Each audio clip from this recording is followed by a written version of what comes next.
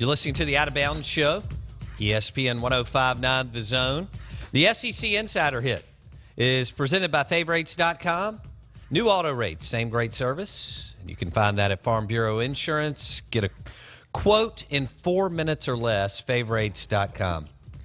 5 of the college football playoff top 10 teams lost to opponents over the weekend with a combined 20 losses. What does that tell us? We welcome in Tom Luginbill, ESPN 10. He's national college football analyst with ESPN.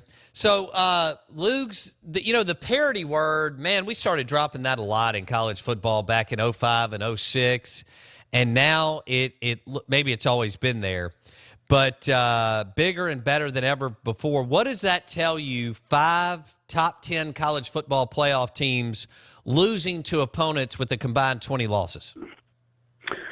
Well, obviously what ends up happening is that the longer the season wears on and the more of a battle of attrition that it becomes, you start to get banged up.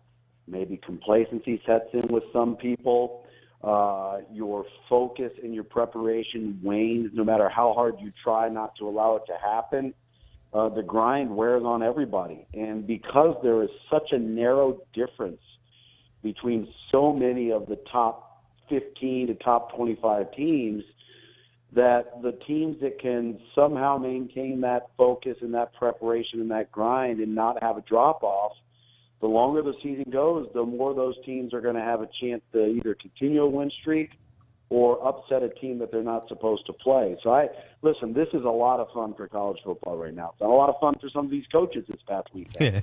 But for college football, as we move forward, and I'll tell you too, Bo, what's going to end up happening is we're in the first time of the college football playoff era, we are going to see the committee actually have to make some choices that are going to be very, very gray. And as this thing continues to unfold, it'll be very, very interesting to see where they place their value, what are they truly looking at, because there's going to be some difficult decisions to make with some of these teams. Yeah, it will be. Lugs, we love to have guys like you and Brad Edwards, Dave Bartu, guys that are smart, the insight, look at it from different angles and so on. Bartu threw this out a couple of weeks ago. He said nobody wants to be elite, other than Bama. He said, when I look at the elite recruiters, he considers that 12 to 15. He said he wasn't impressed with the coaching outside of Bama. He says 15 to 30, he's more impressed. Why do you think, if you kind of frame it like nobody wants to be elite outside of Bama, why is that? Why are all these elite recruiters? It's like they have a blind spot and it's really big, like LSU at QB or, whatever it is. Why is that? How does that happen?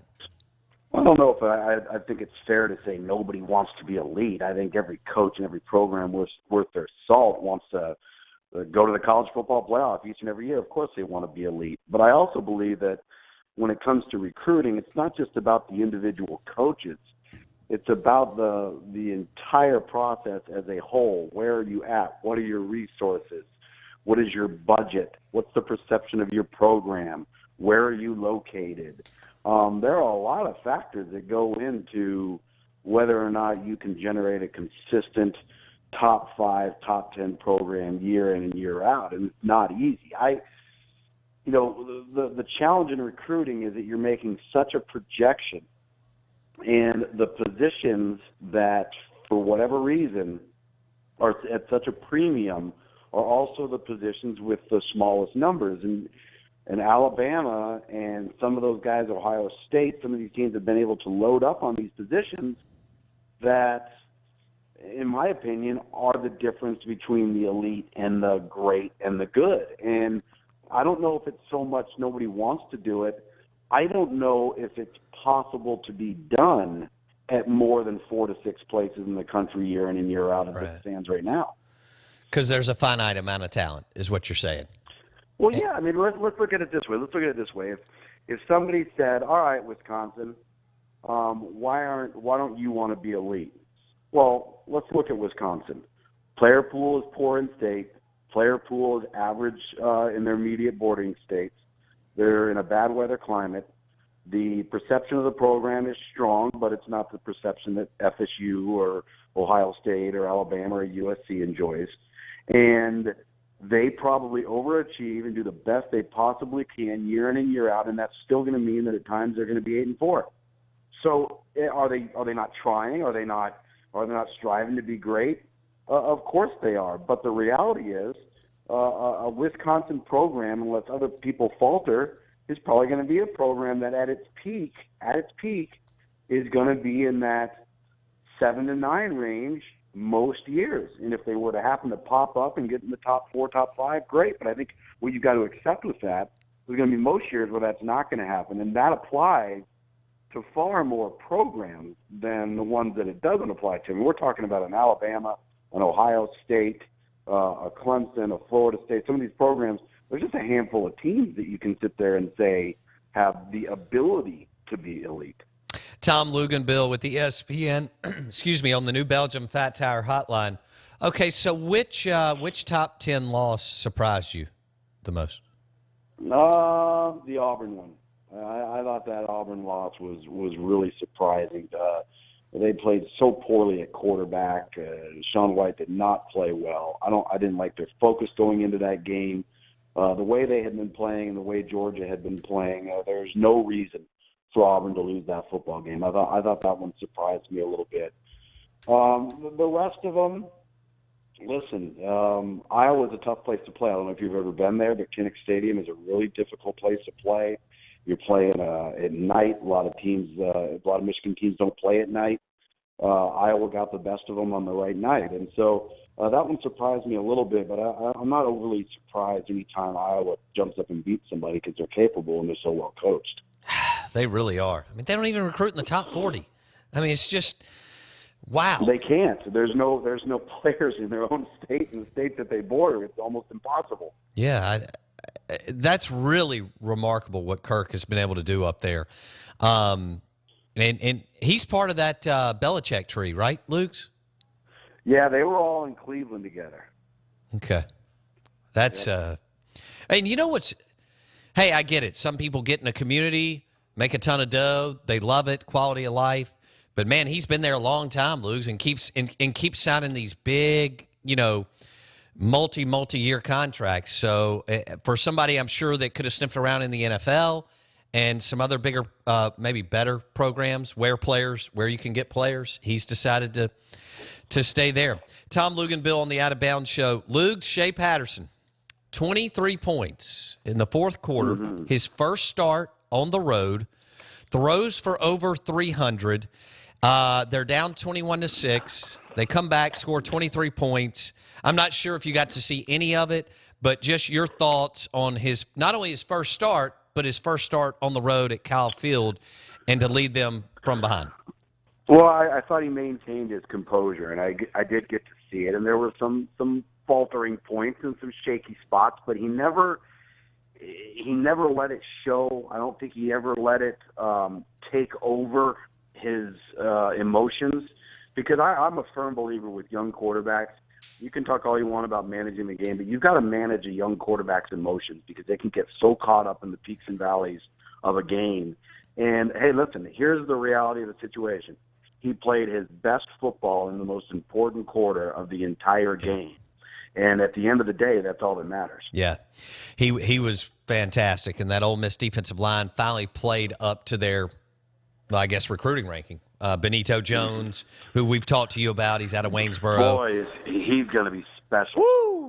He was just. Kind of wish he and DJ had more time to play together. Yeah, because it was DJ Jones, Benito, Isaac Gross. They finally got Fadal Brown back, and then Marquise Haynes was doing what he does, and basically they took over the game in the second half, Lugs, which you know this after watching it, which allowed Ole Miss to get their feet under them on offense and come back and score. If you're an A&M fan, you've invested over $500 million since you beat Bama that day 4 or 5 years ago with Manziel and Sumlin and Bryant Denny, and you've recruited well. Maybe not the balance that you wanted, like you've mentioned, But if you go through another November collapse, how do the Aggies handle this, Luke's? Well, it's not going to be good. It's not going to be strong. Obviously, it makes a difference when your starting quarterback gets hurt, but they've gone through that with quarterback issues the last couple of years. In my opinion, I think his off-season hire, this being Kevin Sumlin's off-season hire of Noel Mazzone, bought him some really goodwill because you could argue it was the best hire. I think he could potentially be the Broyles Award winner as the top assistant coach in college football. It probably got him some goodwill with the administration and the fact that they're continuing to improve on defense. Let's see. They're gonna go into next year. The high likelihood they could end up having a true freshman compete for the starting job in Kellen Mond. So it's going to be very interesting to see where they go from here. But I think that the program has made more strides in all three phases this year than you could probably say it's made in the last few. Okay. So if they lose to LSU, man, 8-4 has just got to be that's got to be a tough deal for A&M fans. And to lose to Mississippi State and Ole Miss, who were both really, really struggling. Tom Luginbill on the New Belgium Fat Tire Hotline. You're listening to the Out of Bounds Show on ESPN 105.9 The Zone. Okay, Arkansas's coming to Starkville this weekend. LSU manhandled them. Fournette started off hot early. Then he's still banged up. Geis takes over. Tell me what you saw. What was your takeaway with this Razorback team as they'll travel to Starkville this weekend, Luke? They're a Jekyll and Hyde group, and they have not played well on the road all year long. They've been an entirely different team, and then outside of this past weekend at home, they really laid an egg. And defensively, they're just not good enough. I've never seen a defensive team with that many that many upperclassmen, seniors, juniors, that just has not been able to produce any type of consistency up front, and it's killing them because they can't get off the field on defense. They're a pretty gritty group, pretty sound group on the offensive side of the football. They got good players, got a good running game. I don't think they're great in the offensive line, but in my opinion, there is no reason that LSU should not, in my opinion, should not win out. They are too talented and too deep. I think regardless of the discussion about Ed Orgeron and where that goes, I'm not worried about that. But I just think that team is really, really talented and is going to be difficult to beat, and they got confidence right now. All right, as we wrap it up, how much, for an LSU fan, should they be saying what could have been, what might have been if they had a QB? Let's say they hung on. Shea Patterson's brother went through that deal. He was on that staff for a little while. They thought they had Shea. There was some other players that they missed on. They've got all the pieces to the puzzle other than the QB. How frustrating is that for LSU? Because they should be right in the thick of this, Luke. Yeah, to be honest with you, and I go back to what I said all along, I don't even think it's how frustrated they should be if whether they had a QB. It's whether they had some type of innovative scheme to allow the QB to succeed.